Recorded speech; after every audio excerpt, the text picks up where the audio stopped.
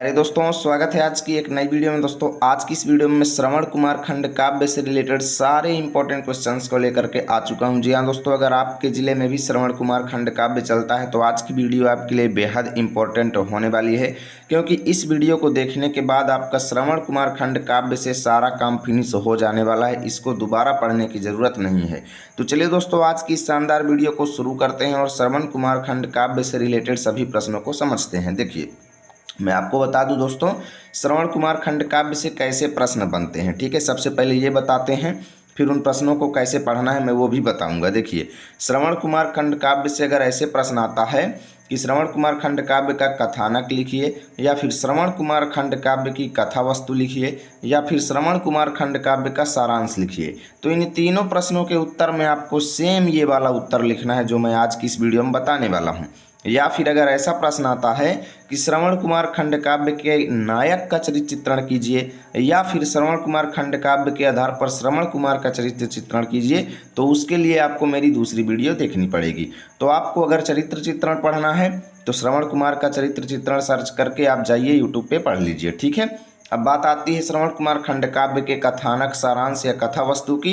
तो चलिए आज की इस वीडियो में देखते हैं। तो दोस्तों, आपको भी ऐसे हाईलाइटेड हेडिंग एग्जाम में डालना है, लेकिन काले स्केच का यूज करना है, लाल का बिल्कुल भी उपयोग नहीं करेंगे। जहां पर भी हेडिंग डली हुई है आपको काले से डालना है, गुलाबी, लाल, नीला वगैरह कुछ भी एग्जाम में यूज नहीं करना है। इसके बाद लिखना शुरू करेंगे, श्रवण कुमार खंड काव्य 8 सर्गों में विभक्त है।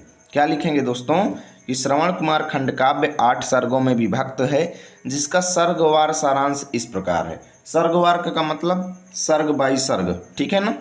प्रथम सर्ग में लिखेंगे जिसका नाम है अयोध्या।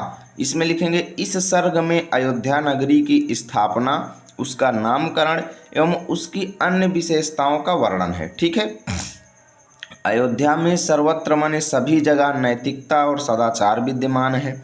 इस सर्ग में अयोध्या के सुंदर वातावरण का भी वर्णन है।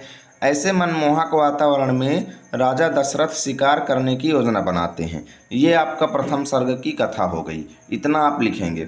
उसके बाद हेडिंग डालेंगे द्वितीय सर्ग आश्रम। इसमें लिखेंगे इस सर्ग में श्रवण कुमार और उनके माता पिता के निवास स्थान का वर्णन है। ठीक, आगे लिखेंगे इस आश्रम में सभी जगह सुख शांति है। आश्रम के शांत वातावरण में ही श्रवण कुमार अपने माता पिता की सेवा में लगे रहते हैं। ये आपका द्वितीय सर्ग हो गया। उसके बाद हेडिंग डालेंगे तृतीय सर्ग जिसका नाम है आखेट। ध्यान देना, पहला सर्ग अयोध्या, दूसरा आश्रम, तीसरा आखेट। इनको याद करने के लिए आप एक शब्द याद कर सकते हैं, ट्रिपल ए। क्या याद कर लें? Triple A. एक ए से अयोध्या, दूसरे ए से आश्रम, तीसरे ए से आखेट। इसमें लिखेंगे इस सर्ग में दशरथ मृग शावक यानी हिरण के बच्चे के वध का सपना देखते हैं। इस सर्ग में वो हिरण के एक बच्चे का वध का यानी शिकार का सपना देखते हैं, तथा श्रवण कुमार अपने माता पिता की आज्ञा से जब जल लेने जाता है तो उसे कुछ अपशकुन होने की आशंका रहती है।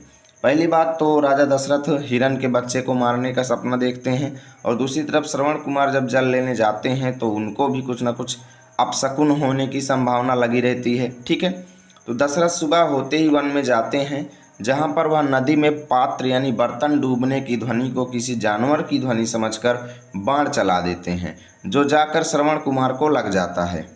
तो उतना दोस्तों आपको तृतीय सर्ग तक में लिखना है। उसके बाद हेडिंग डालेंगे चतुर्थ सर्ग।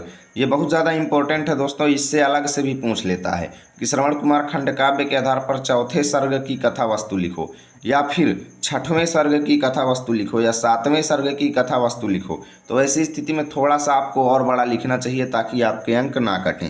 तो इसमें लिखेंगे बाण लगने पर श्रवण विलाप करता है, जिससे दशरथ घबरा जाते हैं। दशरथ श्रवण कुमार से उसका परिचय पूछते हैं। श्रवण कुमार दशरथ को अपने माता पिता के लिए पानी ले जाने के लिए कहते हैं। दशरथ पानी लेकर पश्चाताप करते हुए आश्रम की ओर चल देते हैं। ठीक है, इतना आपको चौथे सर्ग में लिखना है। अब हेडिंग डालेंगे पंचम सर्ग, और इसमें लिखेंगे इस सर्ग में दशरथ के दुखी मन से पश्चाताप करते हुए आश्रम पहुंचने की कथा का वर्णन है। इसके बाद षष्ठम सर्ग हेडिंग डालेंगे जिसका नाम है संदेश।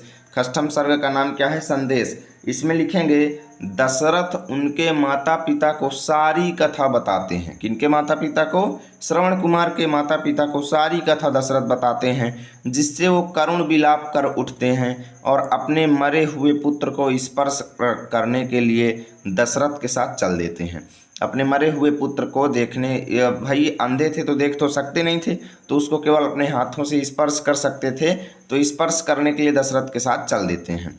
उसके बाद सप्तम सर्ग हेडिंग डालेंगे जिसका नाम है अभिशाप, और इसमें लिखेंगे श्रवण कुमार के माता पिता जब मृतक पुत्र के शरीर को स्पर्श कर लेते हैं तो बहुत दुखी होते हैं और क्रोध में आकर वो दशरथ को श्राप दे देते हैं। ठीक है, और कहते हैं कि जिस प्रकार हम पुत्र शोक से दुखी हैं उसी प्रकार तुम भी पुत्र वियोग में अपने प्राण त्यागोगे।